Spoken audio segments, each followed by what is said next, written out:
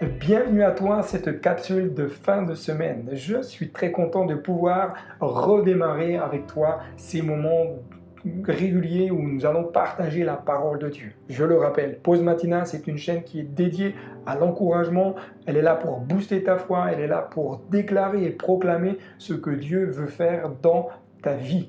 Alors, si tu n'es pas abonné, abonne-toi. Active la clochette pour être alerté des prochaines vidéos qui vont sortir prochainement. Et également, je t'invite, si tu es d'accord, à partager le lien de cette vidéo à tes amis, à tous ceux qui sont autour de toi, afin que eux aussi puissent découvrir ce que Dieu veut faire dans leur vie.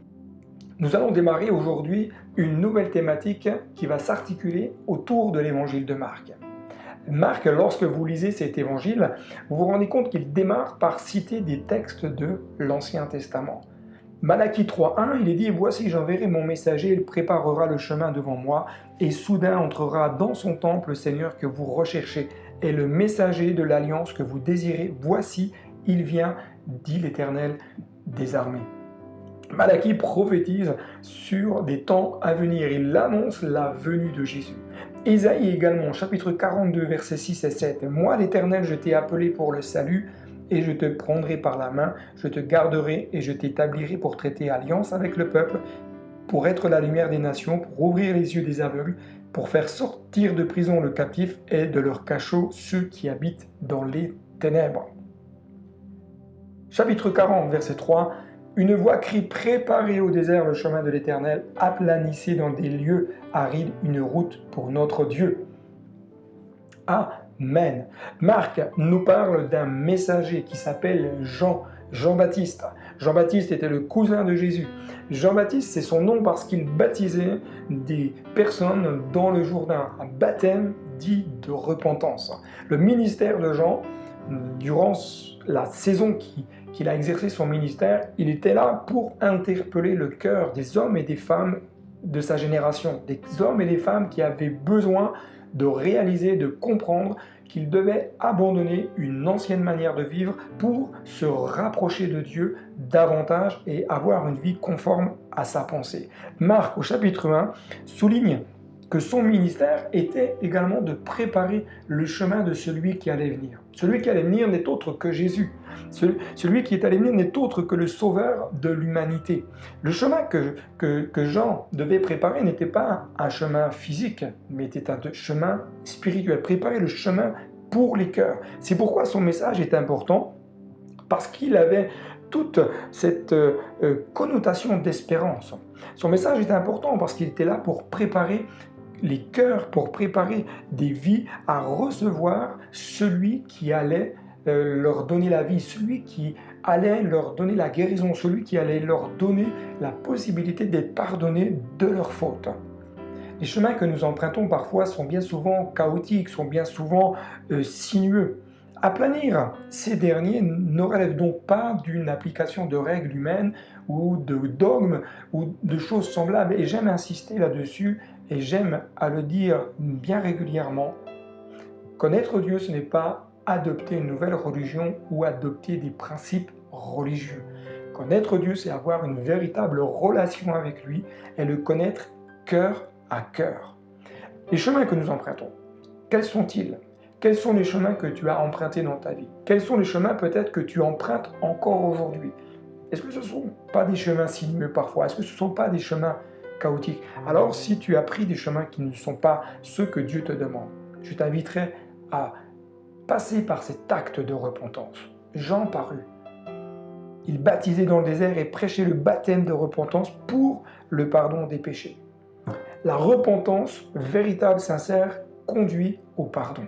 Il ne peut pas y avoir de pardon des fautes, pardon des choses qui ne sont pas justes et bonnes dans notre vie s'il n'y a pas de repentance. La repentance, c'est bien l'abandon de ce que nous pratiquons. La repentance, c'est faire un demi-tour. La repentance, c'est laisser les choses anciennes derrière nous pour nous porter vers ce qui est en avant.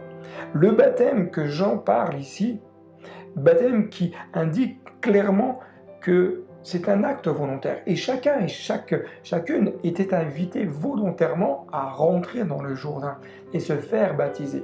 Le mot baptême signifie immersion. Chaque homme, chaque femme passait donc d'une ancienne vie par le baptême et ressortaient en nouveauté de vie. Mais ce baptême-là était précédé de la repentance. Repentance du grec métanoïa, qui signifie littéralement changer de mentalité et changer d'intention. La vraie repentance produit systématiquement dans le cœur de tout homme et de toute femme un véritable changement. S'il n'y a pas de changement, c'est qu'il n'y a pas de véritable repentance. Ça peut être un regret, mais le regret ne produit pas un véritable changement. Le regret peut-être amène, je dirais, un changement qui n'est que temporaire, mais qui ne va pas durer dans le temps. Tandis que la vraie repentance, selon Dieu, métanoïa, amène un changement de mentalité. Cette véritable repentance, nous dit la parole de Dieu, produit dans le cœur une tristesse selon Dieu. Ce n'est pas une tristesse selon le monde, parce que cette tristesse selon Dieu va amener le cœur de la personne à réaliser et à prendre conscience que sa manière de vivre n'est pas bonne, que ses choix, peut-être qu'elle a pris ou pris, ne sont pas bons. Cette véritable repentance amène le cœur de tout homme et de toute femme à prendre conscience que bien souvent nous avons offensé Dieu. Le temps était donc venu pour ces hommes et ces femmes de changer de manière de vivre, de démarrer une nouvelle existence afin de porter des fruits.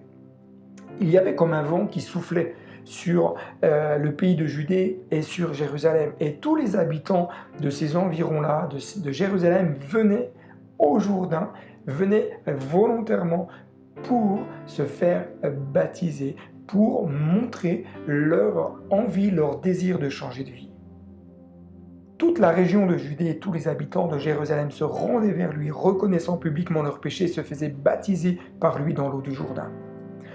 Vous savez, reconnaître ses erreurs, reconnaître ses fautes, reconnaître ses manquements, certains pensent que c'est un acte de faiblesse. Mais de quelle force est doté le cœur de celui ou celle qui sait avec humilité reconnaître ses erreurs, qui sait reconnaître ses faux pas. Seul le cœur humble va connaître ce qu'appelle l'Évangile, la rémission des péchés. Celui qui ne veut pas reconnaître ses erreurs ne pourra pas connaître cette vie nouvelle. Seul le cœur humble va connaître la remise de ses fautes, mais également va connaître une libération. Une libération de tout ce qui le tenait dans l'esclavage, une libération de tout ce qui le tenait captif dans son ancienne vie. Seul le cœur humble va connaître la remise de ses fautes. Seul le cœur humble va pouvoir vivre des temps de libération dans sa vie personnelle, des temps où il va être restauré, des temps où il va être délivré de tout ce qui le tient captif dans sa vie. Seul le cœur humble va recevoir dans sa vie, dans son cœur, dans son âme, cette assurance que ses fautes sont effacées. Ce salut n'est possible qu'au travers de celui que Jean annonçait, c'est-à-dire Jésus-Christ. Marc chapitre 1, il proclamait « Après moi vient celui qui est plus puissant que moi, je ne suis pas digne de me baisser pour détacher la courroie de ses sandales. Moi je vous ai baptisé d'eau, lui il vous baptisera du Saint-Esprit. » Ce Jésus que Jean annonçait est bien plus puissant que lui. Lui seul a la capacité de pardonner les fautes, lui seul a la capacité de redonner la vie, lui seul a la capacité de libérer les captifs et lui seul a la capacité de renvoyer libres les opprimés. Lisons ensemble Ésaïe 42, verset 6. « Moi l'Éternel, je t'ai appelé pour le salut. Et je te prendrai par la main, je te garderai, je t'établirai pour traiter alliance avec le peuple, pour être la lumière des nations, pour ouvrir les yeux des aveugles, pour faire sortir de prison le captif et de leur cachot ceux qui habitent dans les ténèbres. » Voici donc une entrée en matière dans cet évangile qui nous donne le ton sur le message que Marc a voulu simplement communiquer. Un message qui est centré sur celui qui est l'acteur principal, c'est-à-dire Jésus-Christ, le Fils de Dieu, le Sauveur du monde. Celui qui veut te bénir, celui qui veut te restaurer, celui qui veut te rétablir, celui qui veut pardonner tes fautes, celui qui veut faire une œuvre profonde dans ta vie. Que Dieu te bénisse et je te dis à très bientôt sur Pause Matinale pour d'autres capsules. Si tu as aimé cette capsule, n'hésite pas à mettre un pouce en l'air et à communiquer cette vidéo tout autour de toi. Allez, je te dis à très bientôt et n'oublie pas, le meilleur est devant. Bye bye.